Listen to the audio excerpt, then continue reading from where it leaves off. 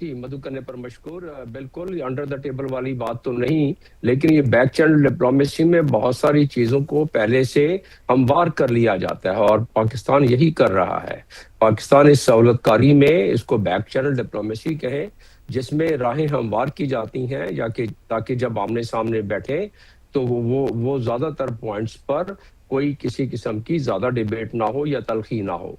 ये मामला तो ऐसा था कि जो अभी पहला दौर हुआ हमारा इस्लामाबाद में ईरान और अमेरिका के दरमियान, उसमें 49 ईयर्स के बाद जेडी वेंस तो खुद अपने जुबान से ये बात बता दी जॉर्जिया यूनिवर्सिटी में जब वो तकरीर कर रहे थे गुज़श्ता शब कल रात को, तो उस वक्त उन्होंने बता दिया और उसमें 49 ईयर्स के बाद तो ये कोई खारिजुल इम्कान बात नहीं थी कि ईरानी जिनका इतना नुकसान हुआ, जिनके रहबर शहीद हुए, जिनके अकाबरीन शहीद हुए, वो अपने जज्बात पर काबू रहते हुए, अपने बॉडी लैंग्वेज को सही मुनासिब रखते हुए, अपने चेहरे के तासुरात को मुनासिब रखते हुए उन्होंने पूरा 21 घंटे की पूरी मुज़ाकरात किए हैं। और जेडी वैंस भी जाते जाते सिर्फ एक नुक्ता 15 जो उन्होंने दिए थे अमेरिका ने, सिर्फ एक नुक्ते का जिक्र करके गए जो कि जौहरी अफजूदगी के बारे में है। तो उम्मीद तो उसी वक्त बर आई थी, लेकिन अब उस पर मोहर लग गई जब डोनाल्ड ट्रंप ने खुद अपना नुमाइंदे से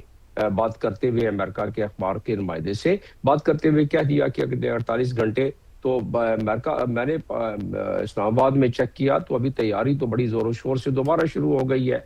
इसका मतलब यह है कि महफिल सज रही है और फिर जो इशारे मिल रहे हैं और जो दुनिया जिस बात की मतकाजी है, दुनिया जिस लिहाज से इस दर्द में मुब्तला हो गई है मईशत के, अमेरिकन जो मईशत के इस दर्द में, और उसके अलावा वहां तो एक पॉलिटिकल भूचाल भी आ गया है।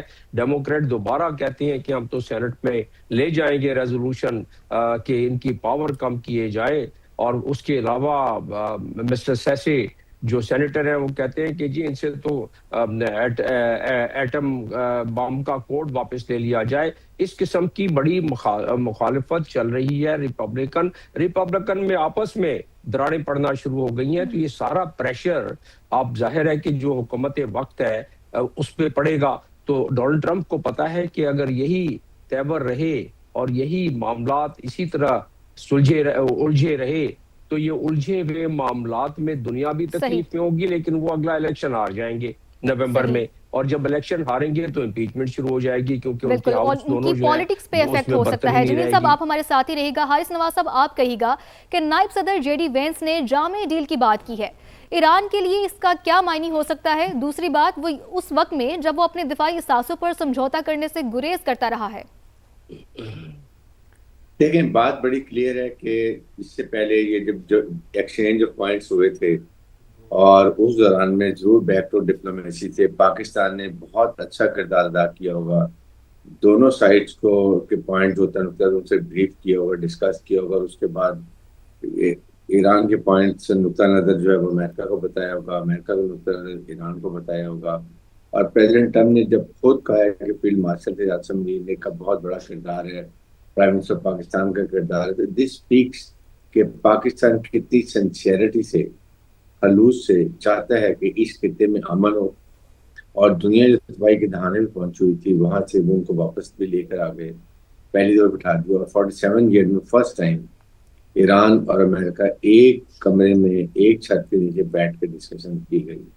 और उस वक्त भी काफी कन्वर्जेंस पॉइंट्स हो गए थे, लेकिन देखो कहीं ना कहीं एक दो पॉइंट रेडिएटेड था। जो आयन शोर जो न्यूक्लियर की बात की जा रही थी, उसके बाद की बात की जा रही थी, ये कहीं ना कहीं जरूर मस्त प्रॉब्लम सॉल्व हो गई है। जो वो अमेरिकन प्रेसिडेंट भी कह रहे हैं कि ईरान की मैशत भी मुस्तहकम होगी और न्यूक्लियर के ऊपर भी काफी चीजें सेटल हो गई हैं। इसका मतलब है कि आप जो बैठ रहे हैं ये बैठ के डिस्कस करके आई एम 95% श्योर कि ये इस्लामाबाद अकॉर्ड साइन होगा।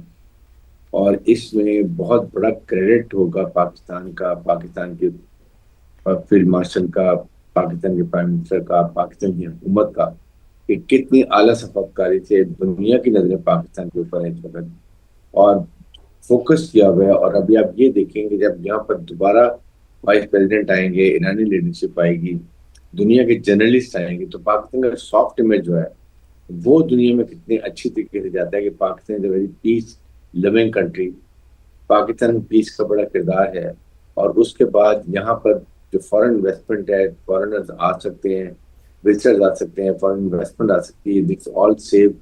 ये बहुत अच्छा इमेज जा रहा है। पहले भी उन्होंने बड़ा अच्छी फीडबैक दी है और अभी भी इसी तरह हो रहा है। और आप जितनी इंडिया को तकलीफ हो रही है, इसका मतलब पाकिस्तान आसमान की बुलंदियों को जा रहा है।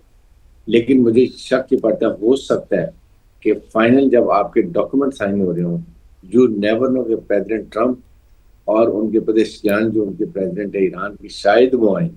अच्छा। बिकॉज प्रेसिडेंट ट्रम्प चाहते हैं कि इसका क्रेडिट वो खुद लें। He want to add this feather in this cap कि मैंने सब कुछ किया।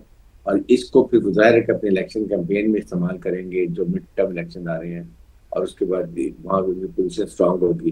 तो मेरे ख्याल में इसलिए उन्होंने तकरीबन तैयार थे पहले भी मायदा, तो उन्होंने जेडी वांस को वापस बुला ली, because never wanted to give credit to vice president, he would like to take the credit. यही this what is always like. तो मेरे ये ख्याल में अहम बहुत पॉइंट अच्छी है बात है। हारिस नवाज साहब, ये अहम पॉइंट है। डॉक्टर जमील अहमद साहब से भी उनका पॉइंट इस पर लेते हैं। डॉक्टर साहब, एक तो जो हारिस नवाज साहब कह रहे हैं कि ट्रंप कभी भी नहीं चाहेंगे कि मामला अगर ख़त्म होता है तो उसका क्रेडिट कोई और ले, वो ये चाहेंगे कि सारे का सारा क्रेडिट वो खुद लें। इस पर आप क्या कमेंट करेंगे? दूसरी बात ये है कि ईरान ने पिछले मुज़ाकरात में भी बड़ी हद तक ये शो किया है कि वो ट्रस्ट लेवल को लेकर बहुत कंसर्न्ड है, यानी कि वो ये चाहता है कि अमेरिका उनका एतमाद हासिल करे। बज़ाहिर लगता भी यही है कि दोनों ममालिक के दरमियान जो ट्रस्ट लेवल है वो डेवलप नहीं हो पा रहा। आप क्या समझते हैं कि ऐसे क्या पॉइंट्स होने चाहिए, ऐसे क्या इकदाम होने चाहिए कि दोनों ममालिक के दरमियान जो एतमाद साजी है वो आगे बढ़े? जी हाँ, उनका एतमाद साजी का जो सबसे बड़ा मामला है वो यही है कि जो अगर जिस चीज पर वो इतफाक करते हैं, मिसाल के तौर पर एनरिचमेंट के बारे में वो जीरो पे लेके आते हैं, जैसा कि उन्होंने एक इशारा दिया था ओमान के फॉरेन मिनिस्टर ने कि ईरान बिल्कुल इस हद तक राजी हो गया था। जो 28 से पहले की बात है, 28 फरवरी से, और उसके बाद हमला हो गया, जून में भी इसी तरह हुआ। ये दोनों मरतबा उनका ट्रस्ट बिल्कुल मुतजलजल हो गया और बिल्कुल उनका ट्रस्ट टूट गया। तो उसके ट्रस्ट के लिए ही तो पाकिस्तान जैसा मुल्क जो सहूलतकारी कर रहा है, उसमें ट्रस्ट बिल्डिंग होगी और फ्रेमवर्क तैयार होगा कि ये जो आप एनरिचमेंट कम कर रहे हैं उसके एवज आपको जो बेनिफिट्स है, मिसाल के तौर पर रिलैक्सेशन इन दी सैंक्शंस, जिसकी वजह से उनकी इकोनॉमी तबाही हुई है, जिसकी वजह से उनके मुल्क में जुलूस जलसे निकले थे और रिजीम चेंज होने तक की बात आ गई थी, जिसकी वजह से मोसाद मुतहरक हो गई थी, CIA मुतहरक हो गई थी। तो वो अवामिल ईरान चाहेगा कि वो अवामिल खत्म हो जिसकी वजह से उनके अवाम को परेशानी है। दूसरा, जितनी टूट फूट हुई है, जितना नुकसान हुआ है, जिस बकौल डोनाल्ड ट्रंप के 20 साल हमने पीछे धकेल लिया है, तो उसमें उनको अब अगर सैंक्शन खत्म नहीं होंगे तो दोबारा इंफ्रास्ट्रक्चर जितना वो 1000 से ज्यादा बिल्डिंगें बिल्कुल मुनहदम हो गई हैं, और उसमें उनके हॉस्पिटल्स, उसमें उनके एनर्जी सेंटर्स, उसमें उसके डिसैलिनेशन प्लांट, उनकी रिफाइनरी, बहुत सारों को नुकसान पहुंचा है। तो वो इस चीज की गारंटी चाहेंगे कि जो इस वक्त रिलैक्सेशन की बात है सैंक्शन की, उसकी। और दूसरा, अबनाए हरमुज के बारे में, क्योंकि अबनाए हरमुज इंटरनेशनल कानून के मुताबिक, जिसको लॉ ऑफ हाई सीज कहते हैं, United Nations law of high seas, उसके मुताबिक जो जिन ममालिक से ये आबनाएं गुजरती हैं, ये उनका टेरिटोरियल जुरिस्डिक्शन होता है। उनके लिए उनके आर्टिकल 24 में दिया हुआ है कि वो तरीकाकार यानी रेगुलेशन बना सकते हैं, और उसके बारे में वो उससे टॉल या जो भी बाकी रेगुलेशन है वो उसको वजह कर सकते हैं। तो जब वो फ्रेमवर्क, जब ईरान पेश करता है कि जी मुझे अपने ट्रस्ट के लिए ये फ्रेमवर्क मैं बना रहा हूँ, ये आर्टिकल 24 के तहत है, वाज़ेह है कि ईरान बहुत ज्यादा इंटरनेशनल कानून के साथ लेके चलता है, और वो इसमें इस वक्त भी, और वैसे भी हर विक्टिम जो है वो कानून का सहारा लेता है, और हर जालिम जो है वो कानून को अवॉइड करता है। तो इंटरनेशनल कानून इजराइल के आगे तो कुछ भी नहीं है। अमेरिका क्योंकि मिलिट्री माइट है तो भी इंटरनेशनल कानून की इतनी पासदारी नहीं, लेकिन ईरान उसको पेश इंटरनेशनल कर सकता कानून की है। इतनी वो पासदारी फ्रेमवर्क उनकी उसको जानिब से नजर नहीं आती। चाहिए होगा। जमील अहमद साहब, आपका ये पॉइंट तो हमारे पास आ गया है। हारिस नवाज साहब, आप ये कहिएगा, जैसे कि जमील अहमद साहब ट्रस्ट की बात कर रहे हैं, तो अमेरिका ने ईरान को जौहरी दस्तबरदारी के जो पेश नज़र है उसके बदले में मौशी तरक्की का एक पेशकश की है। तो आपके ख्याल से क्या ईरान ये मौशी तरक्की का जो दावा है, जो वादा किया गया है, उस पर ट्रस्ट कर सकेगा, खास तौर पर अगर माजी को देखा जाए तो? देखिए, लैक ऑफ ट्रस्ट तो डेफिनेटली है, और ईरान वुड लाइक इसके ऊपर कहीं ना कहीं उनको कोई इंटरनेशनल ट्रस्ट हो या यूनाइटेड नेशंस का हो या फिर ममालिक उसमें बने जो इसमें बताएं कि yes we are ready to give guarantee देने के लिए तैयार है और वो ममालिक जिसके ऊपर ईरान को ट्रस्ट हो, और वो हो सकता है कि 120 बिलियन डॉलर उनके वहां पर फ्रीज हुए हैं। जो ईरान अगर जौहरी जो ईरान का मामले वो खत्म होता है और वो एग्री कर जाते हैं न्यूक्लियर के ऊपर, तो फिर हो सकता है कि वो यही पैसे रिलीज हो।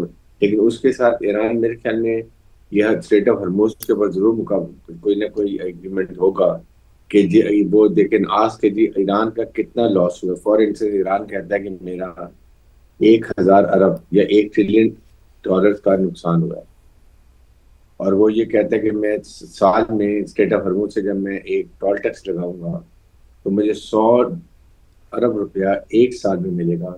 इसका मतलब है 10 साल के अंदर वो अपना ये जितना वॉर का डैमेज हुआ है वो पूरा कर सका। तो ये भी एक कंडीशन टाइम फ्रेम वो कहें कि आप 10 से 15 साल के लिए आप ये कर सकते हैं जब आपको ये डैमेज पूरा होता है, then it should be all open, it should no tax. तो इस तरह की कहीं ना कहीं बातें हो रही होंगी और होनी भी चाहिए। कि मेरे ख्याल में ये उसका जितना लॉस हुआ वॉर रेपरेशन मिलनी चाहिए। अमेरिका ने जबकि कुवैत को सपोर्ट किया था इराक जंग के अंदर, तो आज तक उनसे वॉर रेपरेशन ले रहे हैं, आज तक ये बैटल फ्री ले रहे हैं। लाइकवाइज जब इराक में गए थे तो वहां भी जो जितना खर्च हुआ वो भी ले रहे हैं। और अभी आपके सामने जो अमेरिका ने ईरान में अपना वेपन्स का नुकसान किया, खर्च किया, वो खलीजी ममालिक को कह रहे हैं कि मेरा पूरा करें। बताए खलीजी ममालिक ने कब आपको कहा कि यू गो ऑन अटैक के ईरान? तो अगर ये कह सकते हैं तो फिर ईरान का तो बिल्कुल राइट बनता है कि उनको आपने परफेक्ट से तबाह कर दिया। स्कूल की छोटी छोटी मासूम बच्चियों को शहीद कर दिया। They need to be compensated. तो आई एम श्योर ये सारी बातें अब तय हो चुकी होंगी, तभी ये बात की जा रही है कि अब 2 दिन के लिए फिर पाकिस्तान में हो रहा है, पाकिस्तान के ऊपर दुनिया का फोकस होगा। पाक इस्लामाबाद अकॉर्ड कहलाएगा, जो हमेशा जिक्र होगा Islamabad accord been Pakistan is done it. तो ये मेरे ख्याल में बहुत बड़ी अचीवमेंट है हमारी, ये बहुत फील्ड बड़ी मार्शल के अचीवमेंट लिए। है और पाकिस्तान की ये अचीवमेंट, ये एफर्ट्स हमेशा याद भी रखे जाएंगे। तारीख साज ये लम्हात होंगे। जिस तरह से आपने जिक्र भी किया कि अमेरिका खुद भी जो डिस्ट्रक्शन हो चुकी है ईरान के अंदर उसको कॉम्पनसेट करने की बारहा बात कर भी चुका